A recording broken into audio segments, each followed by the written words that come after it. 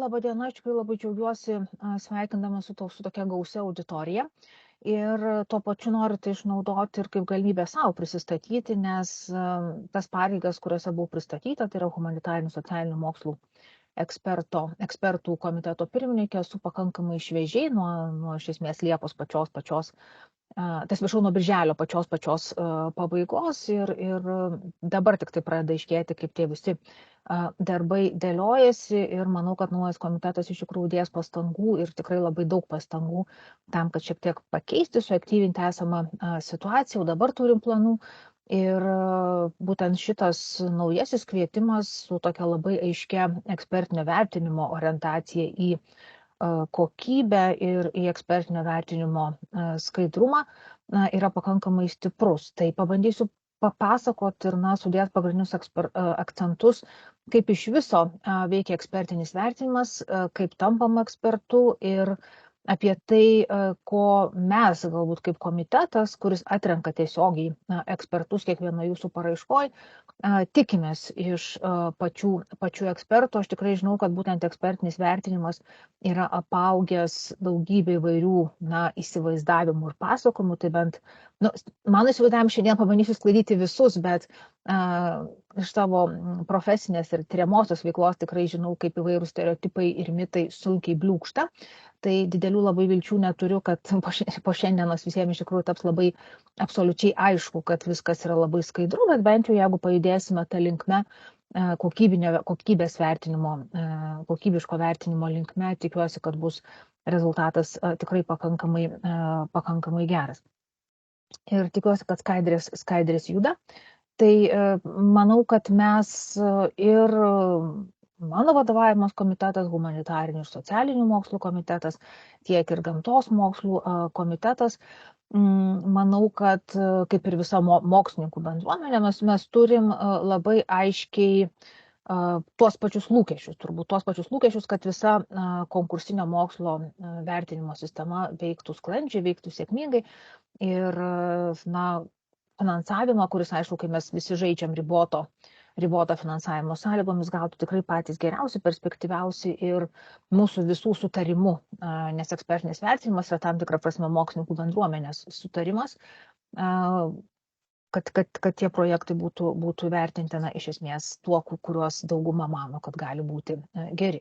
Tai visų pirma, neabejoju, kad sutampa lūkesčiai, kuriuos turi Lietuvos mokslo taryba ir kuriuos turi mokslininkai, tai visų pirma, kad būtų vertinimas kokybiškas. Taip, tai yra kokybiškas vertinimas, galim diskutuoti apie tai, kas yra kokybiškas vertinimas, bet vienaip ar kitaip, visi tikisi, kad vertinimas, kuris yra gaunamas net negavus finansavimo, ekspertinis vertinimas turėtų leisti tobulinti pateiktą projektą, matyti kažkokias jo esminės klaidas, bandyti jas likviduoti ir turėti galimybę savo idėją realizuoti dar kartą perteikiant tą patį projektą. Ar ne? Tai čia labai pakankamai svarbus momentas, kad pats ekspertavimas ir išvados, kurios yra gaunamos ekspertavimo metu, leistų kilstelėti arba sudarytų prielaidas kilstelėti patį projektą aukštėliau, pabandyti leisti projekto teikėjams vystyti savo idėją visiškai galbūt naujoje kokybėje, jeigu tas yra reikalinga. Ir dar vienas gretimas, kaip tik per vidurį skaidrėt, matot vieną iš tokių tikslų, man atrodo, sutapimą, kuris labai, turbūt viena iš dedamųjų kokybiško vertinimo, tai yra objektyvus vertinimas. Taip, tai yra kitaip sakant, kad ekspertai, to jūs tikitės, to tikimės mes, kad ekspertai išjungtų bet kokį savo šališkumą, simpatijas, antipatijas ir sugebėtų vieną ar kitą paraišką įvertinti, neturėdami jokių išankstinių nuostatų, bet vadovaudamasi aukščiausiais kvalifikaciniais ir kokybiniais ir to pačio vietoje vertybiniais kriterijais. Tai aš manau, kad čia mes be didelių diskusijų tikrai galėtume sutarti, kad lūkesčiai iš abiejų pusių yra iš esmės vienodi.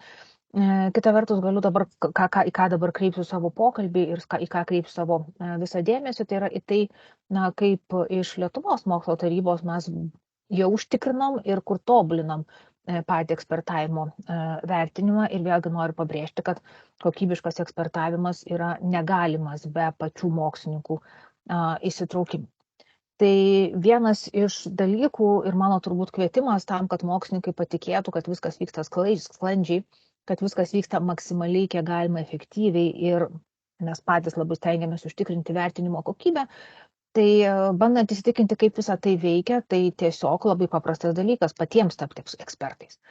Ir patiems tapti ekspertu ar eksperte, registruotis galima Lietuvos mokslo tarybos svetainiai ir pagal jūsų tyrimų kryptį labai didžiulė tikimybė, kad esant vienam ar kitam šaukimui, jūs būsite pakviestas ekspertuoti paraiškų ir, kitaip sakant, pakliūsite į tą kitą poziciją ir pamatysite, kaip darbas veikia iš vidaus. Tai va čia labai pakankamai svarbus momentas, nes ekspertavimas ir labai tokio aukšto lygio ir aukštos kvalifikacijos mokslininkų pritraukimas ekspertuoti iki šiandien yra problema. Ir aš labai taip lengvai greitai galiu perduoti šitą klausimą auditorijai, neskelbsiu jokio balsavimo, bet tiesiog pabandykit pagalvoti, kiek iš jūsų esate savarankiškai patys registravęsi Lietuvos mokslo tarybos ekspertais, ar ne? Tai va tiesiog pagalvokit ir paskui netrukus po šiandienos žingsnio ženkite šitą žingsnį. Tai yra vienas būdas, yra patiems įsivaizduoti, kaip tie dalykai vyksta. Kas yra pakankamai šitoje vietoje svarbu ir žinau, kad mokslininkai turi tam tikrų nuogąstavimų ir įsivaizdavimų, kurie periodiškai yra išsakomi, kad jeigu aš registravausi ir esu Lietuvos mokslo tarybos ekspertas, tai negaliu teikti projektų. Tai yra netiesa.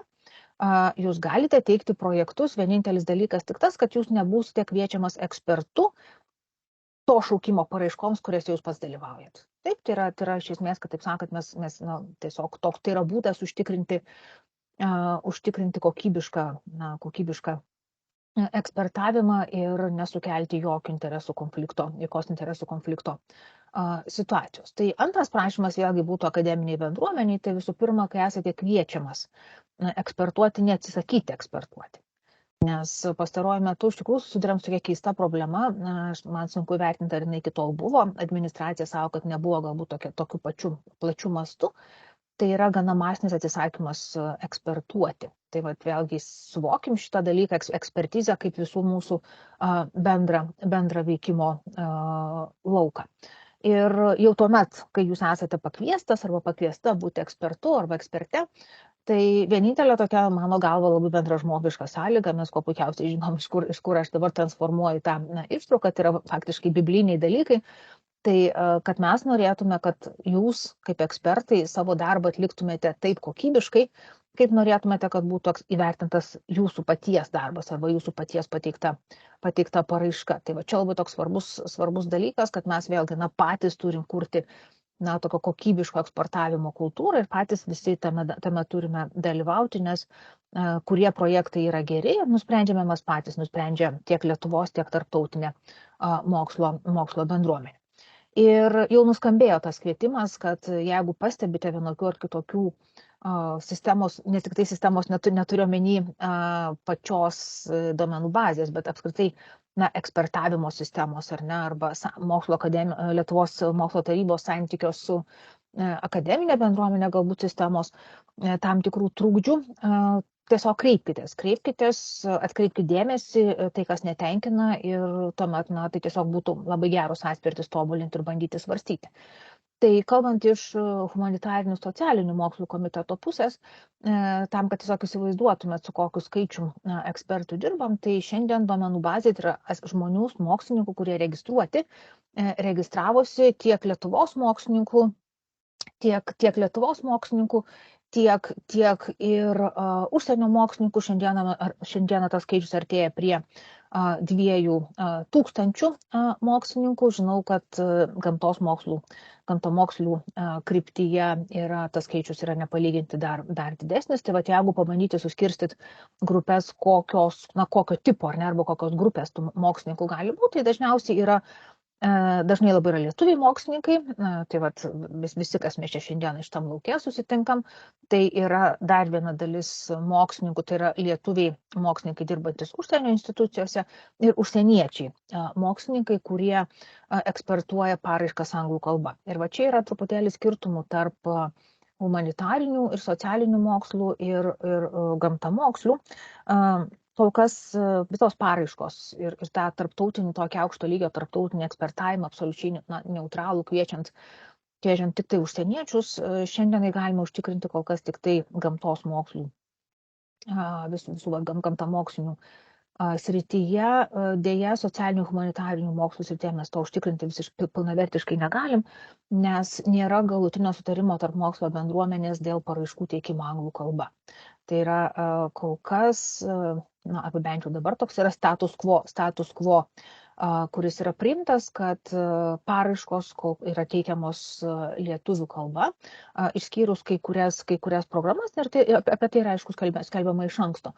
Tai vat mačiau, kad jau eina čiate klausimai, ar ekspertuos užsienio mokslininkai. Tai vat, kai iš esmės atsakymas paprastas, kai Lietuvos mokslininkai sutiks rašyti paraiškas angliškai, tuomet mes galėsime visiškai pilnai užtikrinti užsienio mokslininkų, tai yra ne Lietuvoje dirbančių ir ne lietuvių kilmės mokslininkų įsitraukimą į humanitarinių socialinių mokslų paraiškų ekspertavimą. Tai va čia vienas iš tokių gana turbūt svarbių momentų, kad žengtume žingsnį kitą, arba pasakytume B, mums reikia išspręsti klausimą su A, tai yra būtent su anglų kalba. Ir matyt, kad konsensusas bus kažkoks, nes jaunesnė karta lyg ir neturi nepritarimo tokiems sprendimam, bet vyresnė šiek tiek mokslininkų kartai tai kelia šiokių tokių keblumų, bet žiūrėsim, kaip tie dalykai galės judėti. Kaip dabar atrodo patys vertinimai? Taip, ir kas nutinka, kai jūsų paraiška sėkmingai per paraiškų teikimo sistemą ateina į Lietuvos mokslo tarybą. Tai yra, bandysiu kalbėti ne apie administracinę patikrą, tai yra ta patikra, kurią atlieka Lietuvos mokslo tarybos administracija, nes pats vertinimas yra dvipakopis, bet kalbėsiu apie tai, kaip atrodo paraiškų vertinimas ir paraiškų priskirimas pačiame komitete. Tai komitetas gauna paraiškas po to, kai jos praeina administracinę patikrą. Tai yra, kitaip sakant, mes gaunam paraiškas, kurios jau paprastai yra kažkiek tai nubyrėję. Daugelį atvejų administracinė patikra, ką rodo duomenys, nubyrėjimas nėra didelis, bet vis tik tai viena kita paraiška netitinka administracinių reikalavimų ir nėra toliau teikiama ekspertiniam turinio vertinimui. Tai man tenka vadovauti ekspertų komitetui, tai yra šiuo atveju humanitarinių socialinių mokslų ekspertų komitetui, kuris skiria ekspertus visoms pateiktoms paraiškoms, ir čia gali būti pakankamai įvairūs sprendimai. Šiuo atveju mes tikimės ir dėl savo didelio finansavimo, tikimės, kad greičiausiai paraiškos bus išskirstytos į keletą grupių, bet vienaip ar kitaip vis tiek ekspertų grupės sudarom mes. Toliau kas vyksta, tai yra po to, kai komitetas sudaro potencialių ekspertų sąrašą, ekspertai yra apklausiami, apklausą daro vėlgi Lietuvos mokslo tarybos administracija. Ir jeigu kažkas iš ekspertų, pasiūlytų ekspertų nesutinka vertinti, tai mano komitetas grįžta prie svarstymų, kokį ekspertą konkrečiai individualiai paraiškai mes galėtume paskirti, kokio eksperto trūksta.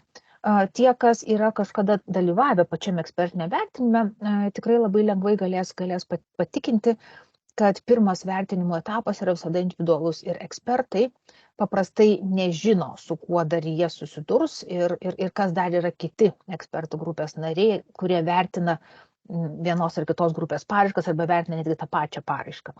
Tai tam tikras toksai netikėtumo momentas visada egzistuoja, kai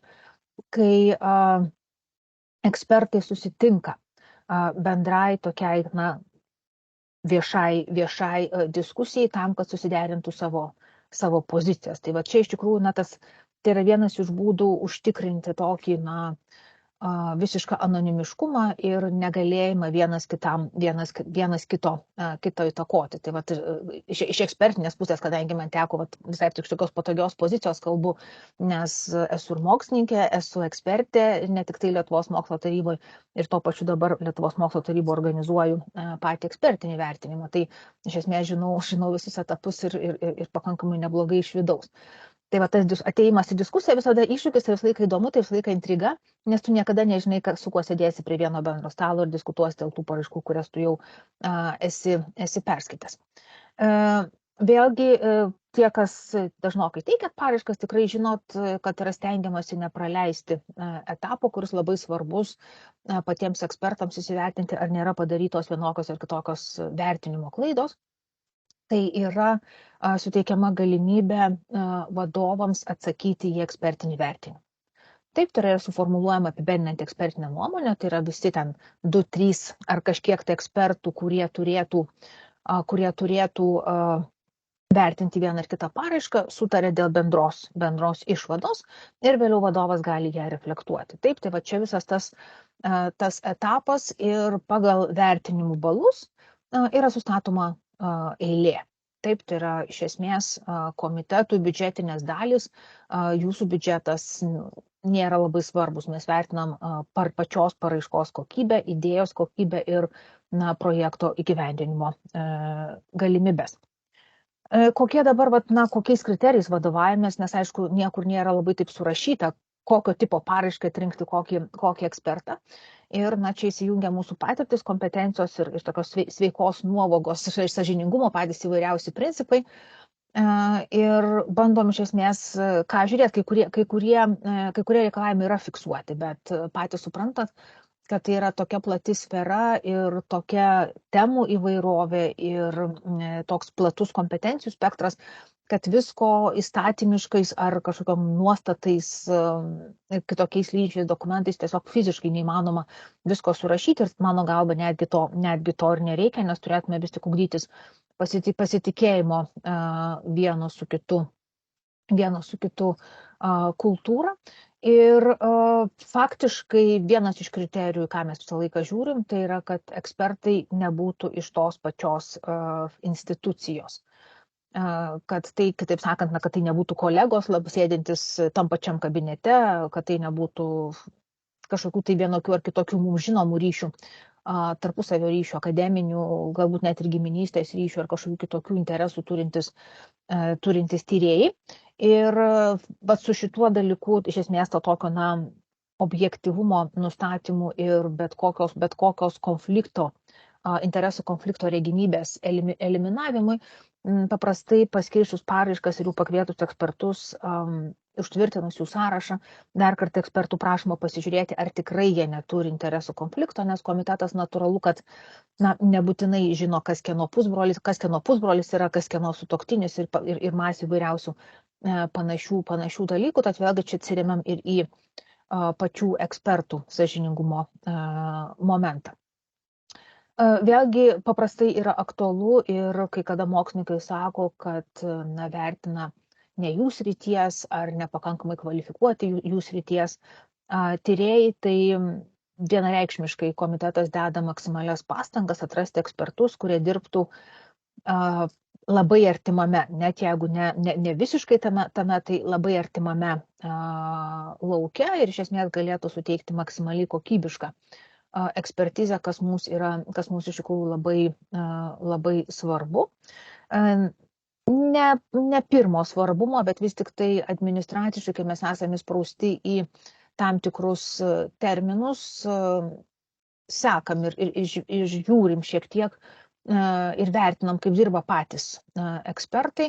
Tai yra, kitaip sakant, kiek kokybiškai dirbo ankstesnių ekspertizių metu, kiek darbą atliko laiku.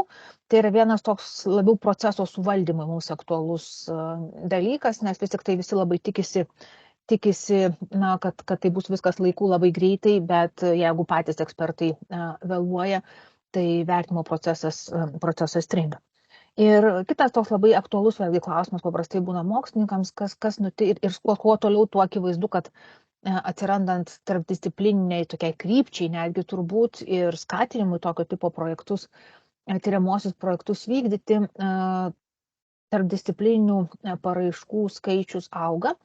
Ir kas tuomet yra daroma? Tai tuomet yra miksuojami ekspertai, atsižvelgiant į programos reikalavimus, dažniausiai yra kviečiamas vienas papildomas ekspertas iš antrosios srities, ar ne, tai yra ne iš pagrindinės, o iš antrosios srities, arba yra bandoma kviesti tada pirmą ir antrą ekspertą, kad jie atstovautų skirtingas sritis. Tai yra, kitaip sakant, noriu patikinti, kad neegzistuoja tokios situacijos, kad ir tarpdisciplininį projektą vertintų, tarkim, tik antros krypties mokslininkai arba vertintų tik tai pirmos nurodytos krypties mokslininkai.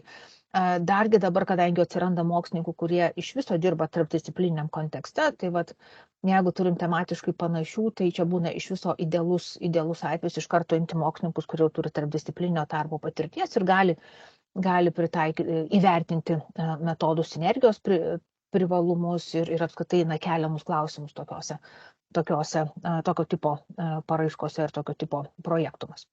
Dabar ko mes iš esmės, nėra taip, kad Lietuvos mokslo taryba kviesdama ekspertus ir turėdama užtikrinti kokybišką ekspertavimą, ir jau mes turbūt susitarėm ir mano šiandienos pristatymo pradžioje, kad kokybiškas ekspertavimas yra bendras mūsų tikslas, tai ir mokslo taryba turi tam tikrų tokių kriterijų ir lūkesčių iš pačių ekspertų.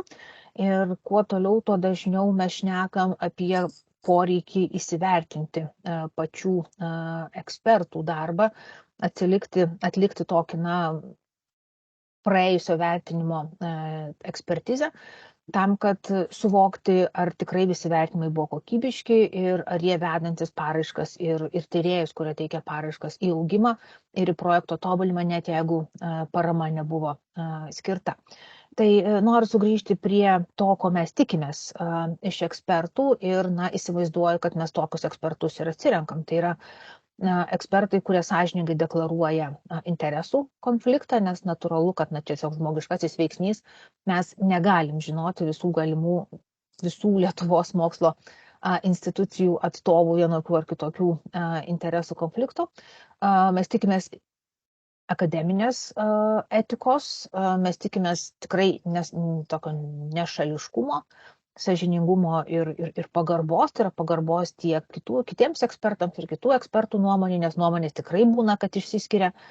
Lygiai taip pat pagarbos ir pareiškėjui, ar ne, tai yra kurio paraišką skaitai, kurio paraišką vertini.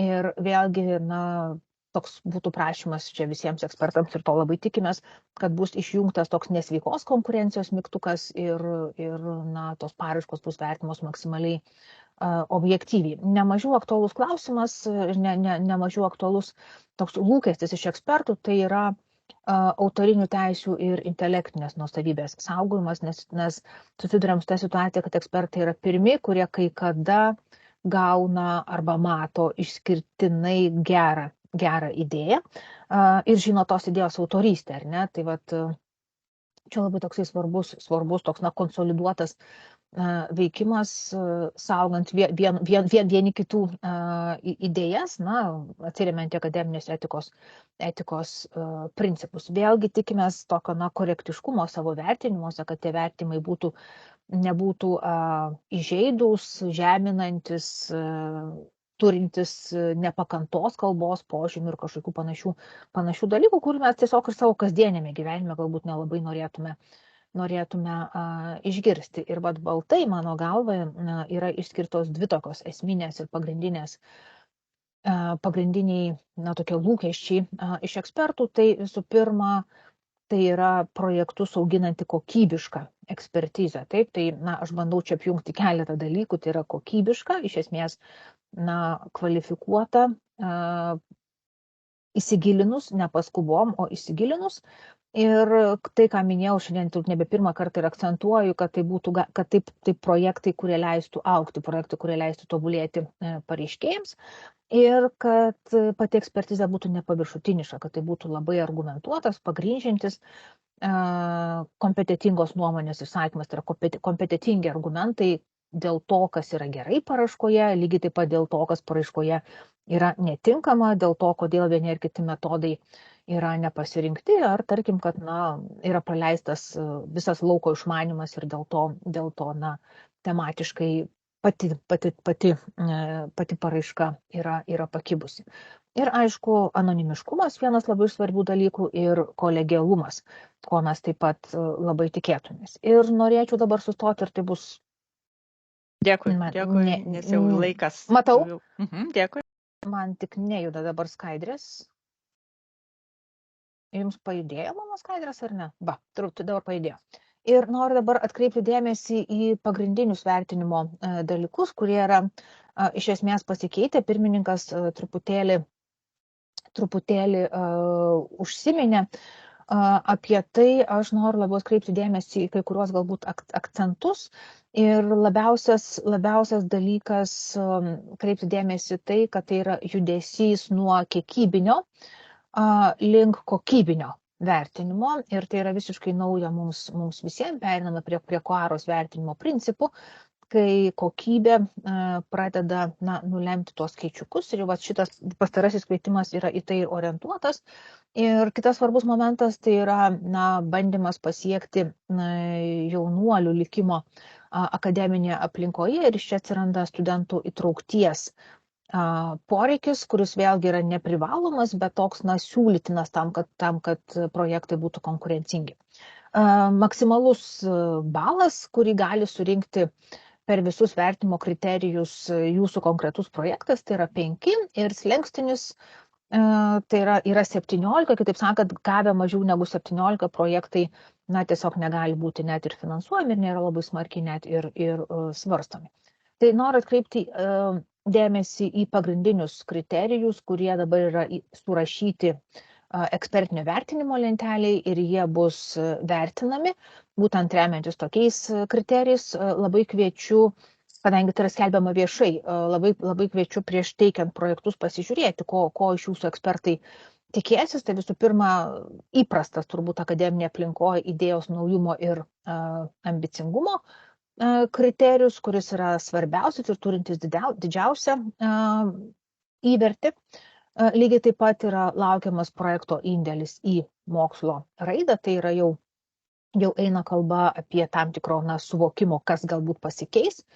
Dar vienas kriterijus yra numatomas projektų rezultatų poveikis ir čia noriu atkreipti dėmesį ne tik tai į rezultatą ir poveikį, kurį reikėtų gauti atliekant tyrimą ir identifikuoti, bet ir apie poreikį jį pristatyti ir viešinti. Taip, tai va čia labai svarbus toks pasirodymo, prisistatymo ir išėjimo į visuomenę momentas. Dar noriu atkreipti dėmesį į tokį nedidelį pokytį, kuris gali galbūt sutrikdyti projektų vadovus, nes anksčiau buvo vertinama atskirai ir tas matėsi, atskirai buvo skirta ekspertinio vertinimo lentelė, tai yra vadovo kompetencija ir buvo vertinama grupės kompetencija. Dabar nenustebkit, grupės kompetencija ir toliau yra vertinama, tačiau ji yra paslėpta arba įdėta į kitą kriterijų, kuris yra platesnis ir apima projekto įgyvendinamumą. Taip, tai yra, ar grupė yra tinkama, ar projektos rizikos yra tinkamos ir adekvačiai matomos, kaip atrodo projekto valdymas. Tai būtent grupės sudėtis yra vertinama šitoje dalyje, nėra pamesta, nėra kažkur tai dingusi. Ir į ką noriu atkreipti dėmesį, yra visiškai naujas dalykas, tai yra studentų įtrauktis, nors mokslo taryba jau kurį laiką rodo didžiulį dėmesį studentams ir studentų įtraukčiai akademinės tyriamasias veiklas. Tai svarstant apie savo projektą, labai prašau atkreipti dėmesį, kiek studentų įtrauktis yra tikslinga, kiek yra intensyvi ir kiek studentai dalyvauja pačiam projekte ir kiek yra keliamos studento ar studentės mokslinės kompetencijos pačio projekto metu, ar yra numatomas ar planuojamas, tarkim, studento akademinis mobilumas ir panašus dalykai.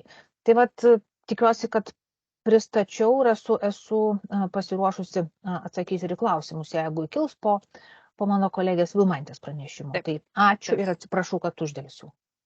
Dėkoju, Jurgita.